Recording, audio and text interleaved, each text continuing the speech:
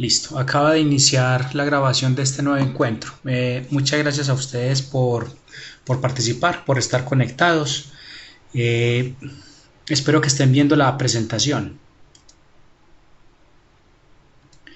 Bueno, hoy tengo un tema interesante, es un poco más de gestión de riesgos y cómo de una u otra manera la gestión de riesgos nos va a ayudar como un proceso diferenciador con respecto a los temas de seguridad. Recordemos pues que tenemos los mecanismos de comunicación. A algunos les he dado alguna respuesta en el chat, algunas demoradas y otras un poco más cortas, pero bueno, he intentado pues responder un poco rápido el WhatsApp.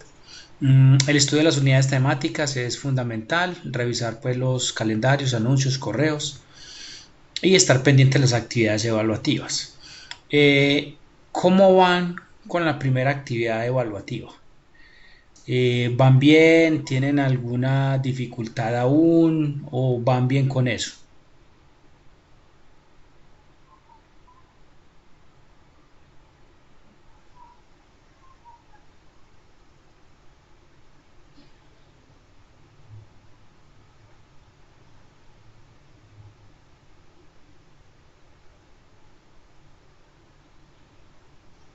Ok, Gloria, dale, ¿cuál es tu pregunta?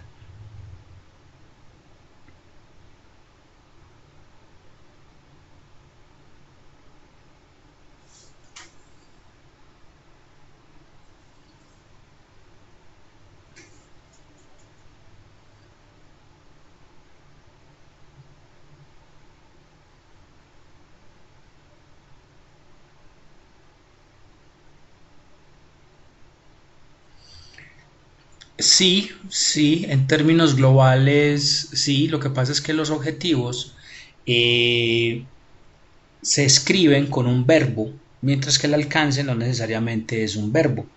Yo puedo decir que el alcance es la infraestructura tecnológica A, B o C y el objetivo es encontrar los riesgos que puedan afectar la infraestructura tecnológica. Entonces digamos que es un tema más de forma, de cómo defino yo el alcance y cómo escribo yo el objetivo.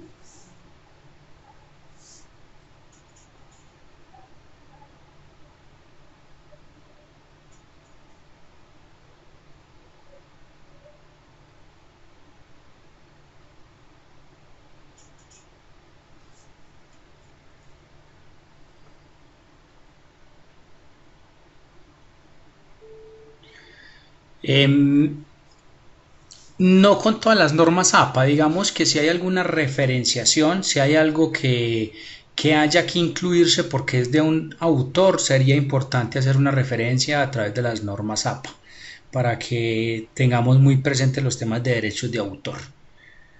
Y pues sería importante tener una tabla de contenido, una introducción, algo básico.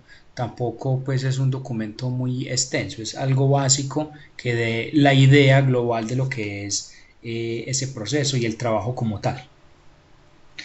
Recuerden las conclusiones, es importante. Bueno, el último encuentro sincrónico, vimos lo que eran los conceptos de gestión de riesgos, clasificación, vimos lo que eran los temas de vulnerabilidades y bueno, y se aclararon algunas otras pequeñas dudas. Hoy que tenemos ISO 27005, versión 2018. Esta es la norma de gestión de riesgos de seguridad de la información, muy asociada a la norma ISO 31000 en lo que respecta pues al framework como tal y a cómo de una u otra manera debería de gestionarse el proceso de la gestión del riesgo. Entonces la ISO 27005 trae consigo pues una serie de pasos. El primero es definir el contexto. Eso es fundamental. Si el contexto no está bien definido, tenemos problemas, porque entonces los riesgos de pronto van a tener una diversidad bastante grande o van a estar bastante acotados.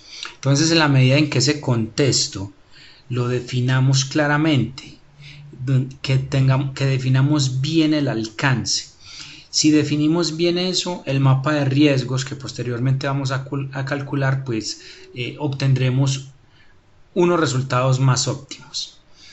Luego de esto, hay un bloque grande que es pues, todo el proceso de riesgos. Entonces hay una identificación del riesgo.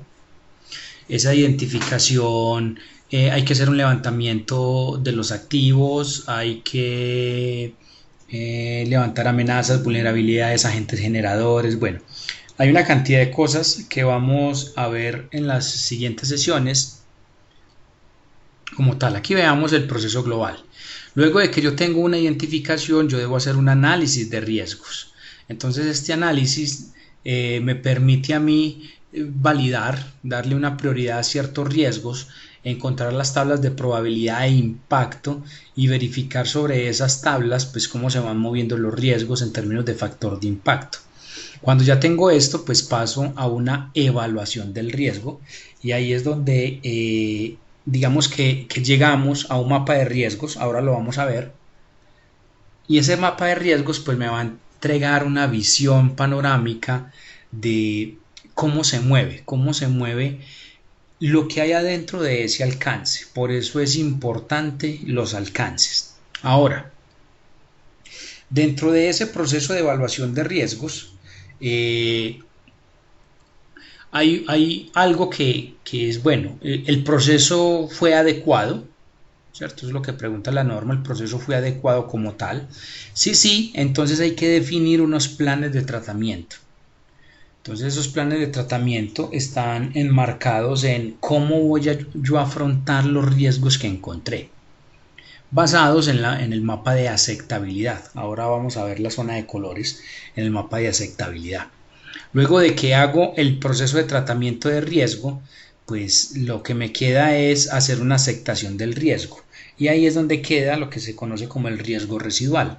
El riesgo residual es aquel riesgo que yo debo aceptar porque ya implementé los controles que consideré y con los que pude implementar y siempre me va a quedar un riesgo. Porque los riesgos no se eliminan. No hay cómo eliminar los riesgos a menos que desaparezca el sistema de referencia. Es la única forma. Entonces siempre van a haber riesgos que de una u otra manera pues están reducidos, están mitigados y dentro de esa mitigación pues van a pasar varias cosas. Hay dos procesos en paralelo, que uno es la comunicación y la consulta del riesgo. Es un proceso muy asociado a cómo hago yo para establecer un proceso de comunicación con las partes interesadas y con el grupo de trabajo. Cómo se va a concertar el tema de las reuniones, cada cuánto, eso va a ser semanal, va a ser quincenal, va a ser diario, va a ser presencial, dónde va a estar, dónde se va a hacer la reunión, cómo le vamos a informar los riesgos a los jefes y a las partes interesadas. Eso es este proceso que hay aquí. Y el otro que está en paralelo es el monitoreo y revisión. Y es cada etapa debe llevar un proceso de monitoreo de modo de que se esté haciendo como debe ser. Aparte de eso, pues en el plan de tratamiento de riesgos hay que validar que esos riesgos o más bien que esos planes de tratamiento se estén desarrollando como debería ser. Ahora, el mapa de riesgos debería estar revisado de manera periódica. ¿Cada cuánto lo vamos a revisar? Ahí es bien el tema de monitoreo y revisión. ¿Cada cuánto vamos a revisar el mapa de riesgos? ¿Cada año, cada 2 años? ¿Cada cuánto vamos a hacer el ciclo de validación del sistema de riesgos como tal? Entonces la ISO 27005 de una u otra manera pues como se apoya en la ISO 32000 trae todos los pasos respectivos, pero se enfoca obviamente a los temas de protección de la información.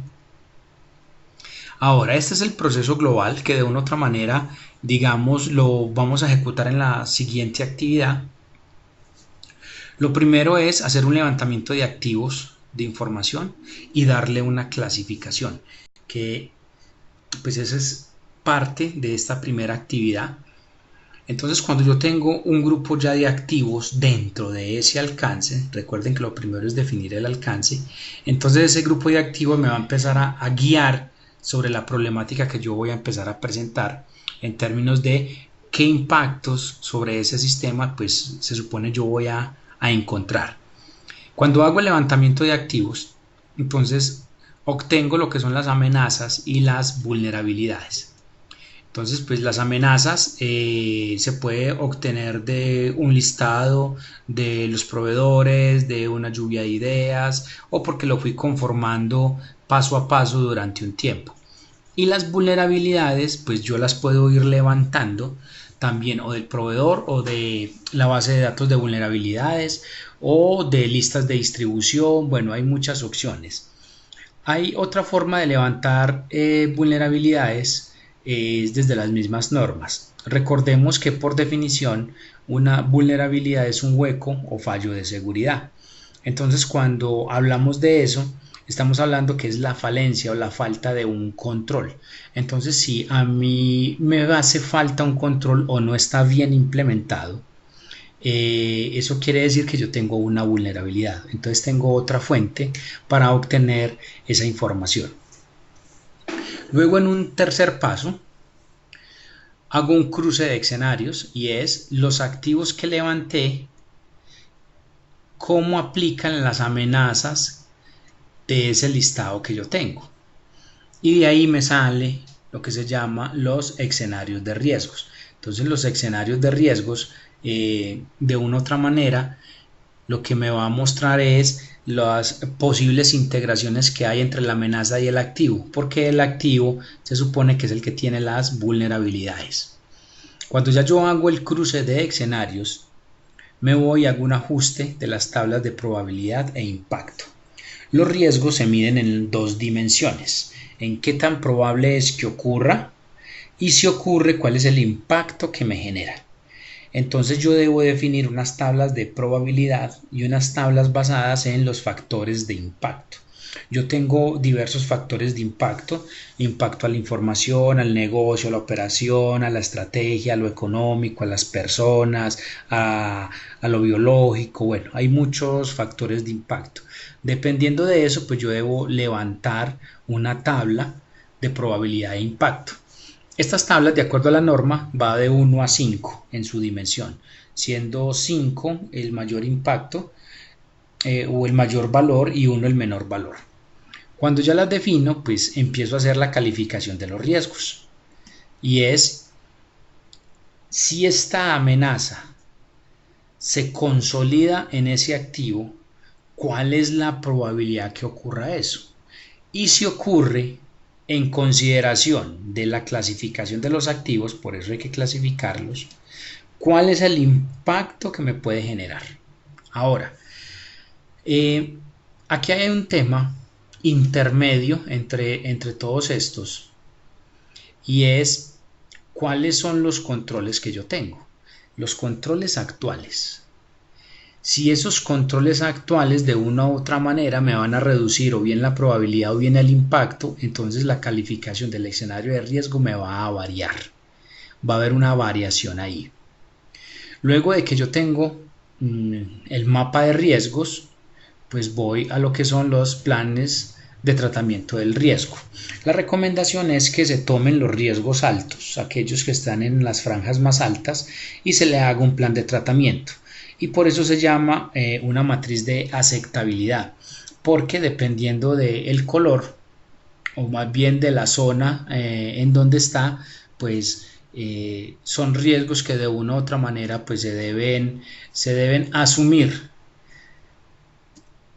Ahorita vamos a ver la matriz de aceptabilidad de cómo funciona. Ahora, tema de las amenazas. Entonces, en el documento, en el marco teórico, en la teoría que hay en la aula virtual, pues hay un grupo de amenazas. Este es otro tipo, digámoslo así, otra tipificación de posibles amenazas que son los vectores de ataque. Los vectores de ataque pues es una agrupación de posibles herramientas o tipos de ataque que buscan explotar una vulnerabilidad.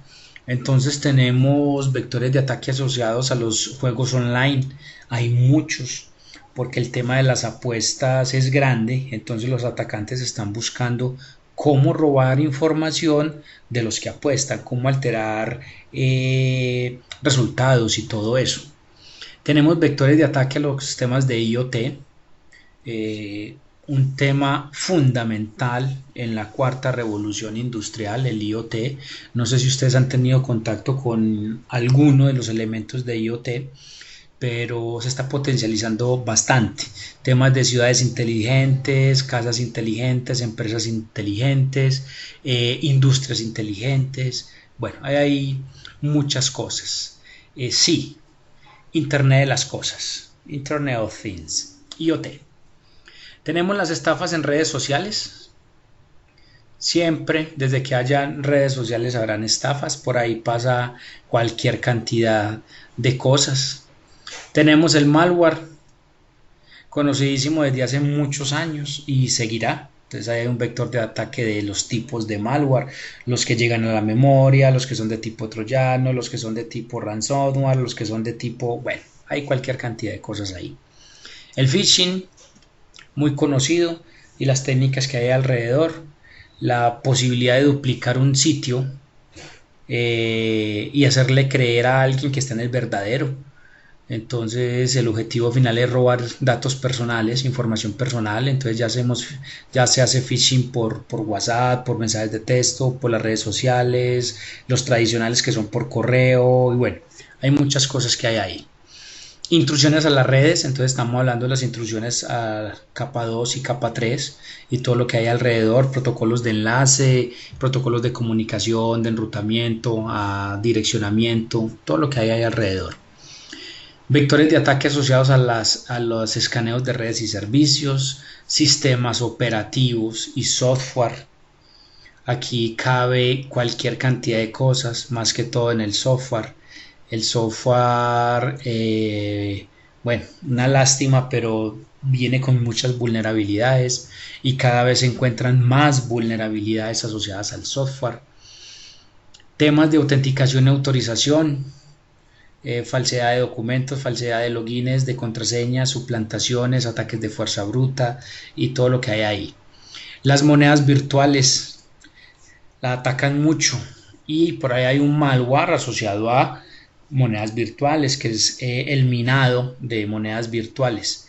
Entonces ahí están atacando fuertemente eso, y los atacantes también se están concentrando en el robo de dinero en las carteras que hay a nivel personal en cada uno de los PCs de los que trabajan ahí. Sí, minado con zombies o minado directo a través de malware. Y buscan es procesamiento y adivinar el reto que Bitcoin coloca para poderse ganar el Bitcoin. Entonces hay ahí todo un mundo alrededor de eso. Temas de control de acceso y cifrado. Pues el cifrado, digamos que viene en jaque desde hace ratico.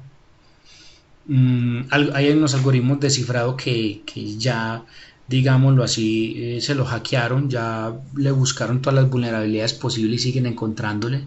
Por ejemplo, las de las redes Wi-Fi, esos cifrados de una u otra manera ya encontraron cómo saltarse de cualquier tipo de control. Y bueno, pero hay que seguir trabajando con los temas de cifrado hasta donde se pueda. Y el tema de aplicaciones web y servicios, pues que es un margen grande de diferentes ataques que hay aquí alrededor de esta zona. Ahora, si estas aplicaciones están en la nube, bueno, habrán otros vectores asociados a la nube, pero son bastante similares en términos de qué pasa con las aplicaciones web y qué pasa con los servicios, cómo los protegemos, si es que los protegemos, y qué hacemos con todo ese proceso. Ahora, dentro del contexto que venimos trabajando, ¿cómo identificamos las amenazas? Entonces, de acuerdo a la norma ISO, digamos que hay una serie de elementos que nos van a ayudar a identificar posibles amenazas desde el punto de vista del daño físico. Entonces tenemos temas de incendio, daños por agua, polución, corrosión, explosión, ¿cierto? Todo lo que está asociado al daño físico, que son amenazas. Caída de edificios y todo eso. Si es un evento natural, Entonces ahí hablamos del sismo, inundación, lluvias, incendios, mareadas y todo lo que hay asociado a los eventos naturales, granizadas, fuertes lluvias y todo eso.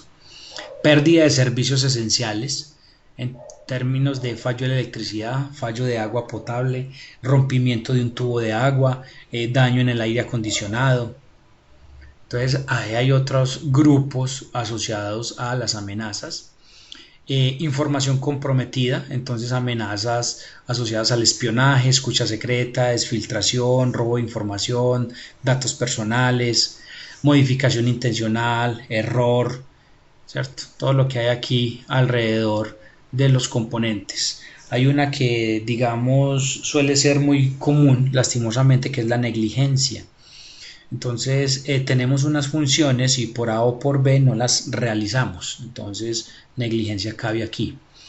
Acciones no autorizadas, como el uso no autorizado de algún sistema o un servicio, fallo en el control de acceso, corrupción del dato, de la data en un sistema informático cualquiera, o amenazas asociadas a los vectores de ataque, pues que fue lo que acabamos de ver. Entonces cuando ya yo tengo, digámoslo así, una panorámica de lo que puede ser las amenazas, entonces lo que dice la norma es, ok, usted debería estar visionando también lo que son las posibles consecuencias. Entonces dentro de las consecuencias hay que mirar dos lados, las que son directas y las que son indirectas. Cuando hablamos de las consecuencias directas, pues estamos hablando de pérdidas financieras, pérdida del valor del activo, o sea, una degradación del valor, costo de adquirir lo nuevo porque se dañó, porque le dieron una negación de servicio o por cualquiera de esas razones, suspensión de la operación, tiempo de pérdida, pérdida de cualquiera de los pilares de la seguridad, confidencialidad, disponibilidad, integridad, cualquiera de esos son directas. Pero cuando yo tengo una consecuencia de riesgo también puede ser indirectas, como por ejemplo el costo de la oportunidad, la interrupción de un tercero. Imagínense que nosotros le ofrecemos servicios a un tercero. Digamos que tenemos un acuerdo con un proveedor o es un cliente y tenemos un evento de seguridad. Entonces podemos tumbar o ese evento puede tumbar la operación de ese tercero.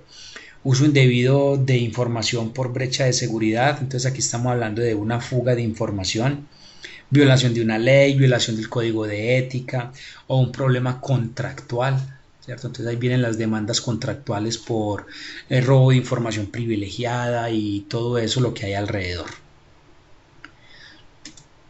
En un panorama global de tema de gestión de riesgos, entonces tenemos una serie de activos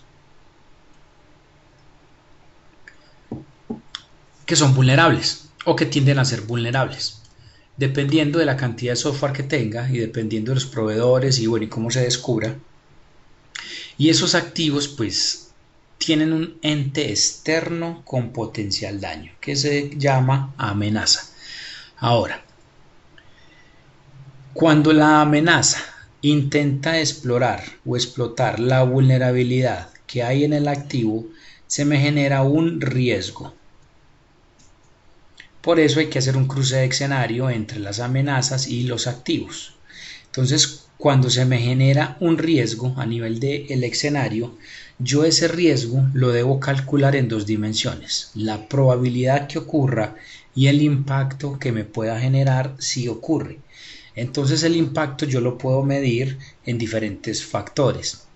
Impacto a la operación, a lo financiero, imagen, información y bueno, lo que les decía ahora, aquí hay otra cantidad de factores de impacto. Cuando yo hago ya ese cálculo, llego a esto, que seguramente algunos ya han visto mucho esta matriz, que es la matriz de aceptabilidad. También se conoce como un mapa de calor o un mapa de riesgos. Y esto tiene unas zonas, enseguida ampliamos un poco más este cuadro y en la medida que el riesgo caiga a la zona, pues uno va visualizando la prioridad que le debe dar.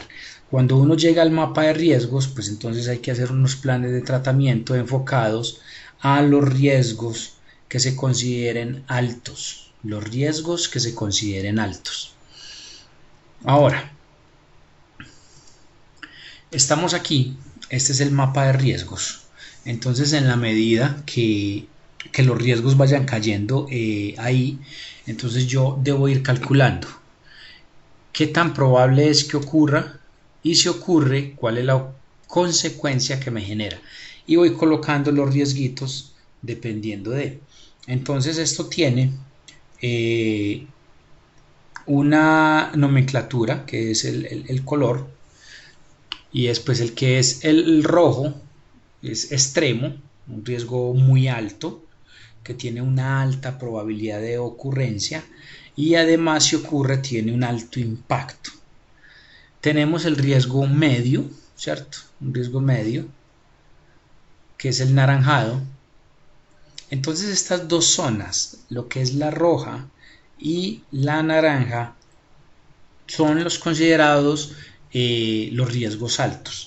Y sobre esos riesgos altos, pues hay que buscar un mecanismo de reducirlos. ¿Qué reducirlos? Pasarlos a las zonas que están más abajo. Ahora, ¿por qué se llama mapa de aceptabilidad? Porque los que son riesgos medios, los que son amarillitos y los que son verdes, se ha de suponer que son los riesgos que de una u otra manera se aceptan, porque no me generan un riesgo para la compañía. Entonces no debo generar unos planes de tratamiento sobre unos riesgos que yo puedo controlar en minutos o en horas, o que tengo un plan B o que tengo otro proceso diferente para hacer un control. Mientras que los que están en el estado alto, naranjas y rojos, pues yo sí debo actuar de manera que los logre reducir, porque si se consolidan pues me van a generar un impacto negativo que es perjudicial para cualquiera de los factores que hay ahí alrededor.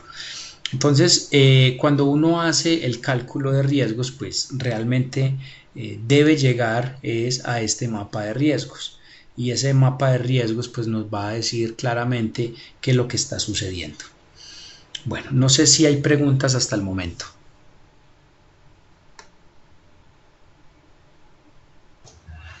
Profe, una consulta. ¿Es normal que varíe el tipo de tabla de riesgos?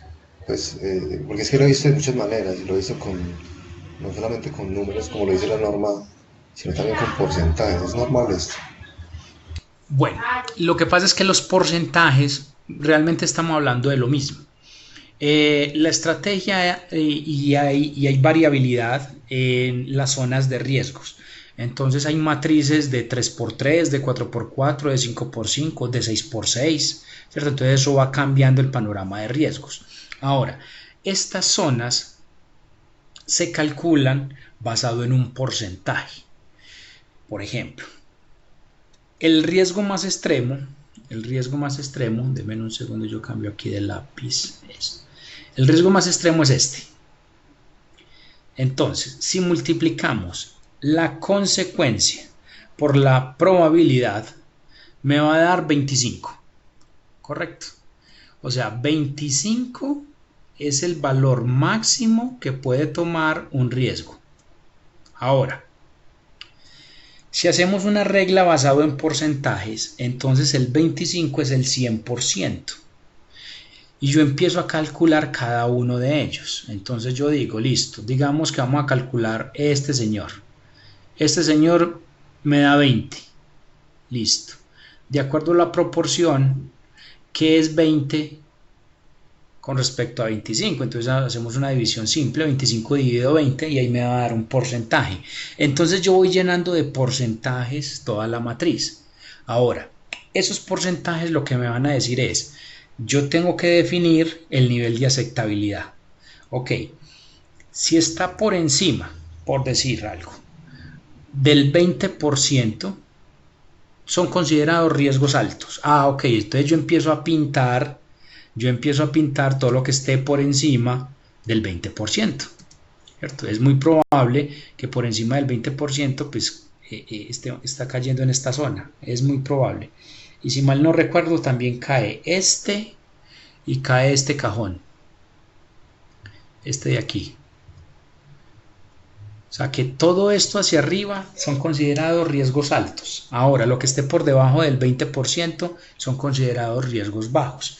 Entonces, por eso es muy práctico utilizar el porcentaje para poder definir el nivel de riesgo a que la organización se está enfrentando. Pero a la final, pues realmente es lo mismo, porque lo que hace la organización es definir la característica del riesgo y el nivel de ponderación de ese riesgo.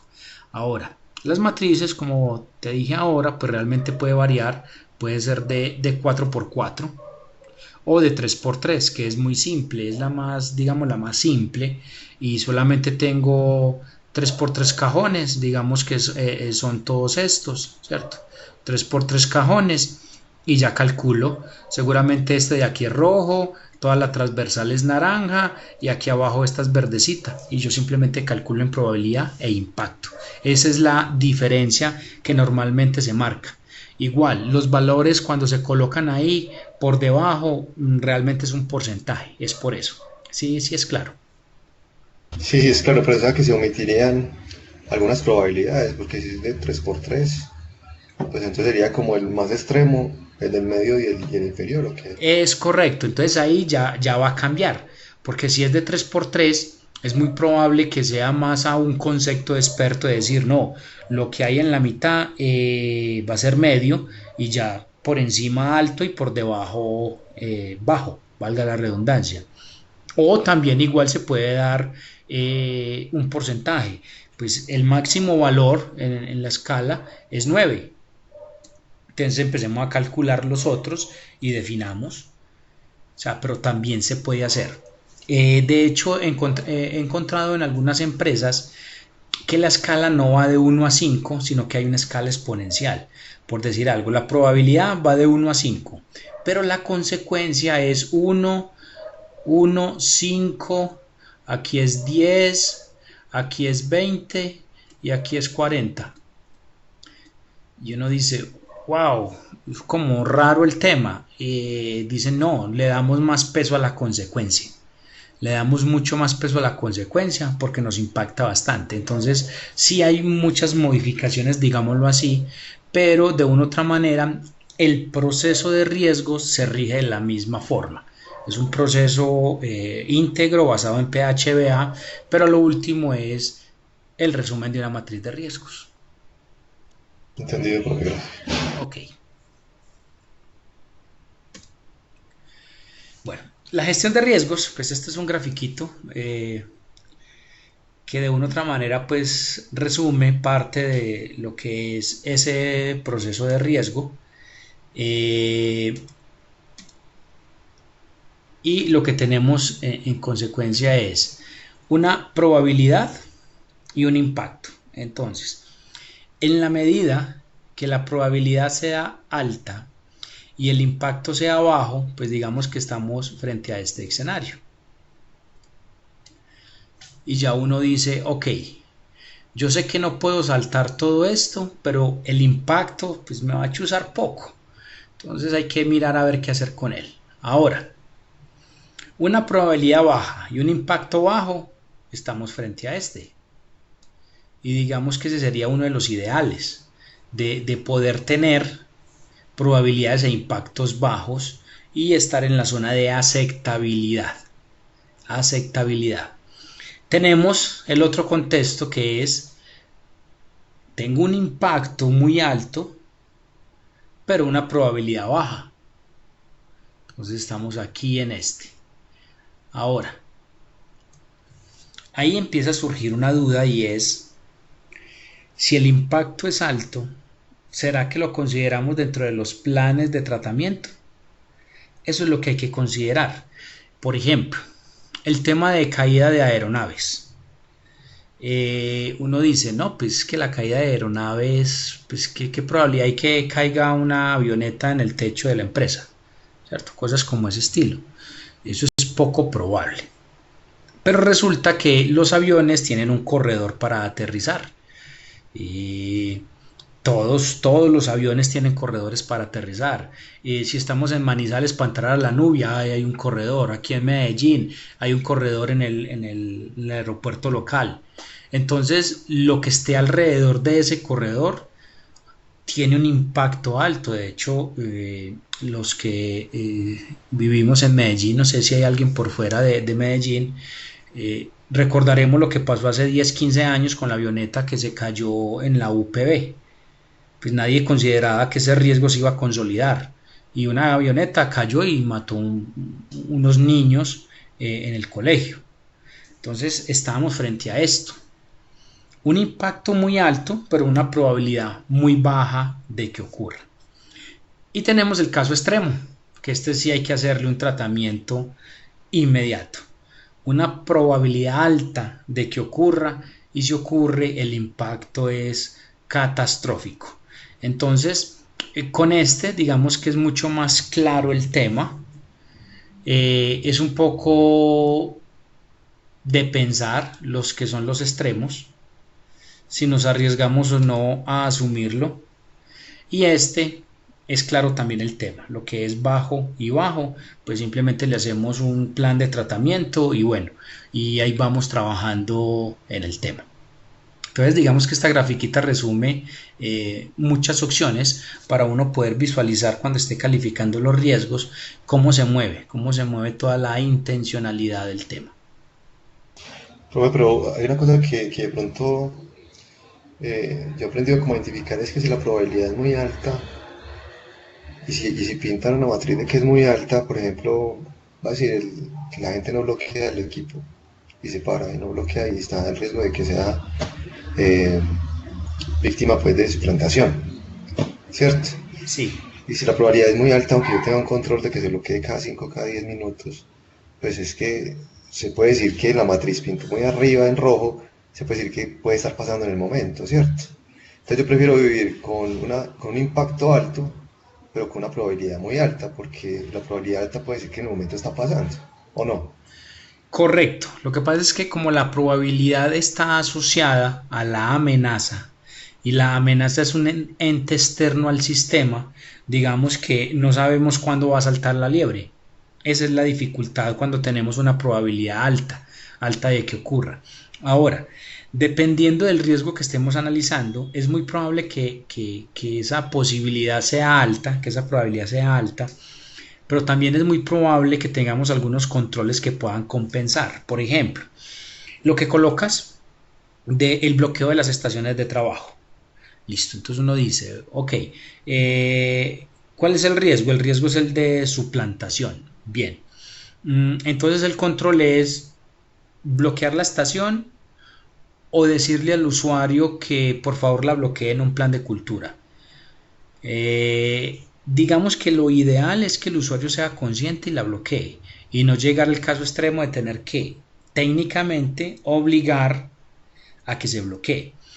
Debería ser más un tema de conciencia, porque cuando se bloquea técnicamente, no sé si a ustedes les ha pasado, vienen otros problemas. Mm, Se bloquea cada 5 minutos, entonces usted está leyendo un documento y lo lee y lo lee y lo lee y ¡pum! Se bloqueó. Entonces empiezan las quejas. Es que se está bloqueando mucho, es que se está bloqueando mucho. El mensaje aquí es, listo, yo tengo una probabilidad alta, la pregunta es, ¿el riesgo que yo estoy intentando reducir está más asociado a reducir la probabilidad o mis controles están asociados a reducir el impacto que ocurra?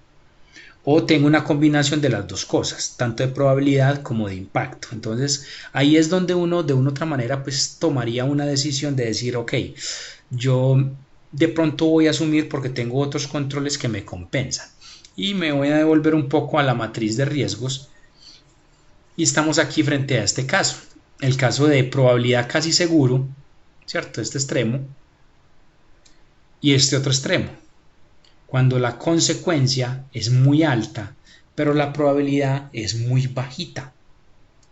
Son estos dos extremos. Con estos dos extremos siempre ha habido, digamos, una discusión de expertos de si asumo o no asumo los dos casos extremos. En la mayoría de las ocasiones que me ha tocado, los extremos quedan dentro del naranja. Dice uno, listo, venga, es muy probable que ocurra, entonces reduzcámoslo, dejémoslo en naranja para poderle hacer un tratamiento. Lo mismo, aunque es bajo, la consecuencia es catastrófica, entonces también reduzcámoslo. Entonces sí, cuando uno mira este tema y intenta tomar la decisión, debería de tomarla con respecto a la convicción de que necesitamos un escenario que tenga unos riesgos adecuadamente controlados. Ese es como el panorama. Pero uno se encuentra con personas, expertos y jefes que dicen, no, pues, ¿qué nos va a pasar? ¿Cierto? Y entonces el único que dejan por allá rojo es este que está por aquí marcado grandotote. El resto los ponen en aceptables porque siempre van a decir, ah, aquí nunca pasa nada, ¿qué nos va a pasar? Es que nos estamos echando la sal, ¿cierto? Pero en temas de riesgo no es un tema de sal, es un tema de datos reales. Esa es como la experiencia que he tenido con respecto a esa definición. Sí, sí es claro. Muy claro, profe. Ok. Bueno, ¿alguno tiene alguna pregunta? ¿Duda?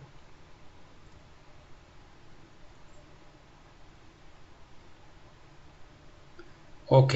Bueno, aquí realmente es un tema de normas. Hay muchas normas de seguridad y muchas normas de gestión del riesgo. Pues yo solamente les ilustré la ISO 27000. En la documentación técnica creo que está la ISO 31000. Pero hay otras. Está la Magerit. De pronto alguno ha tenido la oportunidad de trabajar con la Magerit del gobierno español. El framework es gratis, es sino uno enviar un correo a los responsables y ellos les envían los plugins y les envían todo para uno instalarlo. Es muy interesante, es para calcular riesgos netamente técnicos y asociados a seguridad de la información y seguridad informática. Magritte es bien chévere. Octave también es muy técnica. Esto es una sigla de la Universidad de Carnegie de Mellon. Es esa norma, por decirlo así. Hay dos, está la normal que es un poco más larga y está la S, la small. Y se enfoca también a hacer cálculos sobre riesgos en seguridad informática y seguridad de la información. Esa norma en particular tiene una apreciación y es que se enfoca en dos cosas. Lo primero, que el impacto es lo más relevante. Casi que se basan en que siempre existe la probabilidad que ocurra. Entonces siempre se concentran en qué vamos a hacer con el impacto, porque casi que dan por hecho la probabilidad. Y lo otro es que en el ciclo de riesgos, lo que dice la norma es no haga un PHBA tratando los riesgos anteriores, arranque desde cero otra vez, porque es que cuando usted arranca revisando los riesgos anteriores, puede cometer el error de quedarse siempre en los mismos riesgos y no visualizar otros riesgos diferentes. Son puntos de vista, bien interesante está esta octave. Está la de riesgos, CERIX, de la organización ISACA. Tiene su framework por debajo basado en la ISO 31000. Entonces hay temas bien interesantes de pues, si ya existen ese tipo de normas, qué pasa ahí. Está la administración de riesgos de COSO, que son unas normas de Estados Unidos. Está la ISO 32000 que ya la vimos. Y está una que es bien interesante, que es la NIST, de la National Institute of Standard and Technology del gobierno de los Estados Unidos. Realmente es una entidad no gubernamental sobre el comercio y que genera muy buenas normas. Dentro de ellas está esa de riesgos. Y hay otra que es la de seguridad, que es la NIS 800-53, es bien interesante. Entonces hay más normas de riesgos. Están los framework PHBA de Microsoft para estructurar temas de incidentes de seguridad, de continuidad de negocio basado en el riesgo. Y bueno, hay muchas más metodologías pues ahí. Eso es para que tengan un panorama de cómo se mueve el tema de los riesgos y que hay otros mundos, no solamente la ISO nos enmarca en algo, no, hay otros riesgos. Bueno, aquí tenía realmente pues el uso de la herramienta técnica que es el Excel que venimos trabajando. Entonces me gustaría más la próxima semana, cuando ya ustedes lean un poquito más la actividad número 2, nos dedicamos un poquito más a cómo diligenciar el archivo Excel y cómo ese archivo Excel pues, nos va a ayudar a calcular y a llegar al mapa de riesgos. Entonces prefiero dejarlo para dentro de 8 días para que estemos pues un poco más concentrados en cómo hacemos eso. Y de pronto me traigo un casito por ahí cualquiera y lo calculamos ahí y vemos cómo nos da los resultados. Es una preguntita, pero es con la fecha de las actividades. Sí, Yo sé que las actividades tienen buen tiempo, pero ¿por qué no las dejas para los domingos como la mayoría pues, de los docentes? Porque hay veces uno, el día de estudio, sábado y domingo, pues a veces no le da el tiempo a una semana para dedicarle el tiempo suficiente, pero a veces estudia, aprende y en semana no logra tener tanto tiempo para aplicar todos los conocimientos y de pregunta y uno empieza como en semana a recopilar muchos datos. Eso no es viable, no es posible. sí, eso es viable, sí. ¿Qué dicen los demás compañeros?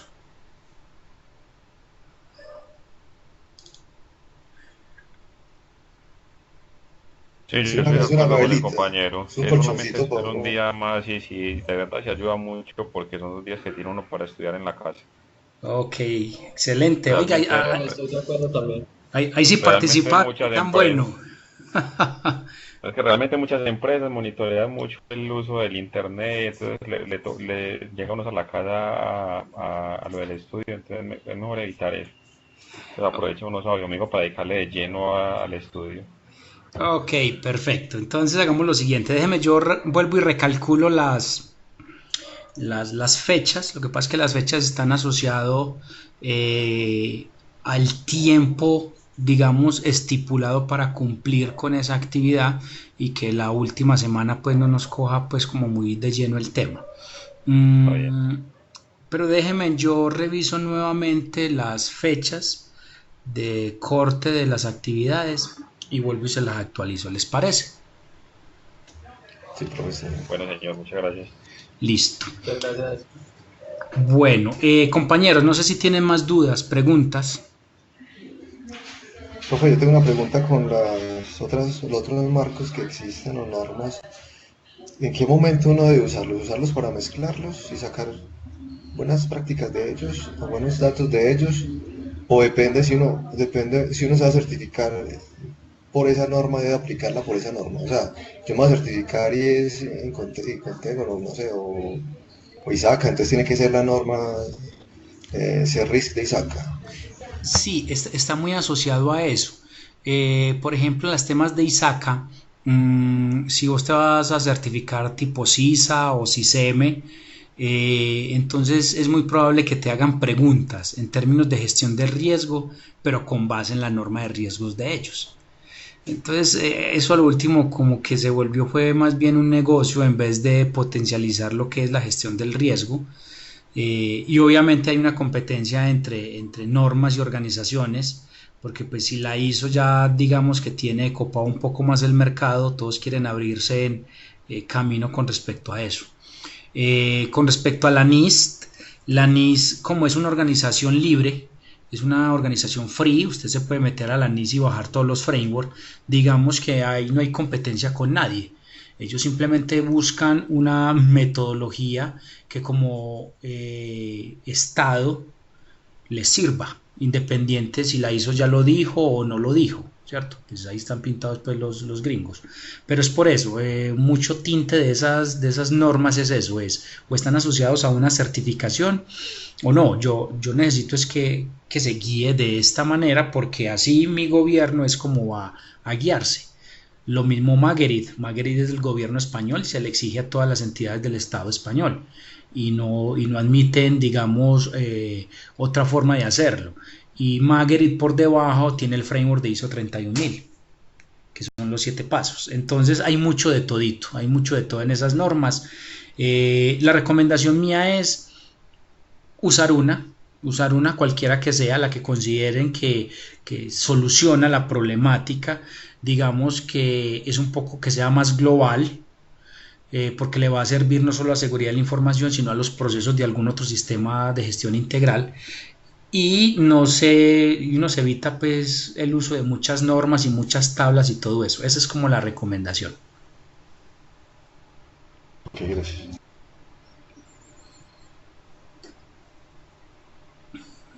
Ok, Natalia nos cuenta que la actividad 3 ya está para un domingo. Sí, esa en particular sí tiene que estar para un domingo porque es justo la siguiente semana que termina el curso. Entonces yo sí necesito prácticamente trabajar fuertemente en la retroalimentación para cumplir con las fechas. Voy a mirar actividad 1 y actividad 2 para que se pueda extender pues en los tiempos que son. Compañeros, si no tienen más preguntas, si no tienen más dudas, entonces damos por terminado este encuentro del día de hoy. Muchísimas gracias por participar, por preguntar, por estar activos. Y bueno, la idea es que podamos cumplir los objetivos de estas actividades y obviamente los objetivos del curso, que es conocer y entender un poco más todo este proceso de riesgos. Entonces a ustedes les deseo una feliz noche, que la pasen muy bien. Profe, muchas gracias a usted. Muchas gracias a usted, bro. Pero Ok. muchas gracias. Muy Adiós, interesante todo feliz el noche. tema.